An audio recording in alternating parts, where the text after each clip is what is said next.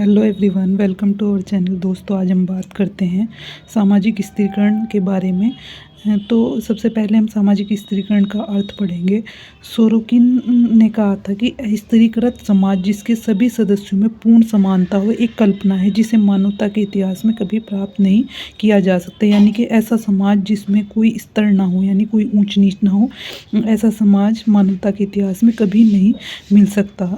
तो समाज को एक दूसरे से भिन्न परिस्थितियों वाले अनेक स्तरों में विभाजित करने वाली प्रक्रिया का नाम ही सामाजिक स्थिरीकरण है। यानी कि समाज में जो ऊंच नीचता पाई जाती है, यानी कुछ वर्ग बड़े होते हैं और कुछ छोटे, वो एक सामाजिक स्थिरीकरण का उदाहरण है। यानी कुछ उच्च स्तर के लोग पाए जाते हैं और कुछ निम्न स्तर के। जिस तरह से एक चट्टान बहुत सी शक्तिशाली और दुर्बल परतों से बनती है, उसी तरह समाज के निर्माण में अनेक ऐसी सामाजिक श्रेणियों का समावेश होता है जिनके अधिकार और शक्ति एक दूसरे की तुलना में अधिक या कम होते हैं। जैसे कि कोई चट्टान जैसे बनती है तो बहुत तरह की जो दुर्बल और शक्तिशाली परतों से बनती है, उसी तरह समाज है जो कि बहुत सारी सामाजिक श्रेणियों से बना हुआ है, जिसमें कुछ ऊंची श्रेणियां हैं और कुछ नीची श्रेणियां। यानी कुछ लोग ऐसे हैं जिनके पास अधिकार शक्तियाँ ज़्यादा हैं और कुछ लोग ऐसे हैं जिनके पास किसी तरह के बड़े अधिकार नहीं हैं। तो इस प्रकार सामाजिकरण एक ऐसी प्रक्रिया है जिसके द्वारा समाज को भिन्न उच्च और जो स्त्रीकरण है वो ऐसी प्रक्रिया है जिसके द्वारा समाज को विभिन्न उच्च और निम्न स्तरों में विभाजित कर दिया जाता है। यानी कि जिससे कि समाज जो है एक व्यवस्था समाज में बनी रहे और कुछ लोग उसमें ऊंचे हैं और कुछ नीचे हैं, उच्च और निम्न में विभाजित है। तो जिसबर्ट ने क्या कहा था? जिसबर्ट के अनुसार सामाजिक स्त्रीकरण का अर्थ समाज को कुछ ऐसे स्थायी समूह और श्रेणियों में विभाजित करने वाली व्यवस्था से जिसके अंतर्गत सभी समूह और श्रेणियां श्रेष्ठता और अधीनता के संबंधों द्वारा एक दूसरे से बंधी होती है। यानी कि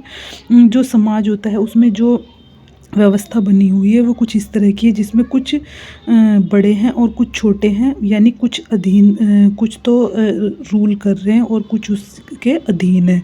तो ये श्रेष्ठता और अधीनता के संबंध द्वारा जो समाज में जो व्यवस्था बनी हुई है, यही स्त्रीकरण की व्यवस्था है। अब आता है कि सामाजिक स्त्रीकरण की विशेषता है। तो सबसे पहले नंबर पर आता है एक सामाजिक प्रक्रिया। सामाजिक स्त्रीकरण की जो प्रक्रिया है वो एक सामाजिक प्रक्रिया, यानी कि सभी समाजों में ये विद्यमान है और इसे सामाजिक मूल्यों के द्वारा, यानी कुछ जो मूल्य हैं उनके द्वारा निर्धारित किया गया, कुछ मानदंडों के द्वारा।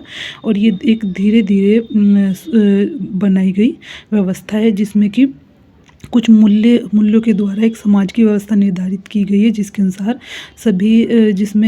जिसके अनुसार जो जिस स्तर से व्यक्ति संबंधित होता है वो उसी के अनुसार कार्य करता है। दूसरे नंबर पर आती है सार्वभौमिक प्रक्रिया। जो स्त्रीकरण की व्यवस्था यानी ऊंच नीच की प्रक्रिया सभी जगह विद्यमान है और ये सभी समाजों में है। जहाँ जो पुराने समाज हैं जैसे कि आदिम समाज, वहाँ स्त्रीकरण जो है वो बंद तरह का होता है, यानी कि आयु और लिंग के आधार पर स्त्रीकरण किया जाता है। यानी जो आयु में बड़े हैं उन्हें अधिक अधिकार दिए जाते हैं या पुरुषों को ज़्यादा अधिकार दिए जाते हैं और स्त्रियों के मुकाबले।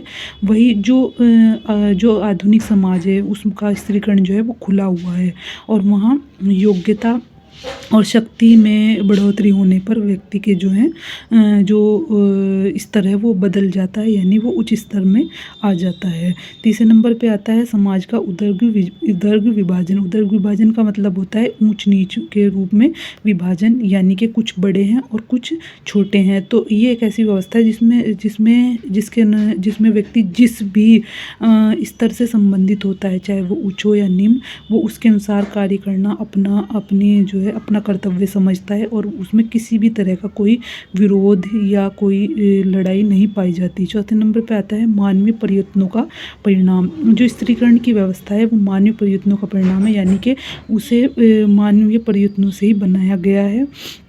और इसमें जो है आपको अलग अलग तरीके की कुछ व्यवस्था दिख सकती है, जैसे कि कुछ स्तर बड़े हैं, कुछ छोटे हैं और सभी उसमें जो एक जो स्तरों का विभाजन किया गया है वो इस तरीके से किया गया है जिससे कि समाज की जो व्यवस्था है वो बनी रह सके। 5वें नंबर पे आता है विभिन्न स्वरूप। स्त्रीकरण के स्वरूप जो हैं वो अलग-अलग तरह के होते हैं, यानी कि कुछ समाजों में ये बंद तरह का है, कुछ समाजों में ये खुले तरह का है। या जो बंद समाज है, यानी कि जो परंपरागत समाज है, वहाँ स्त्रीकरण बंद तरह का है।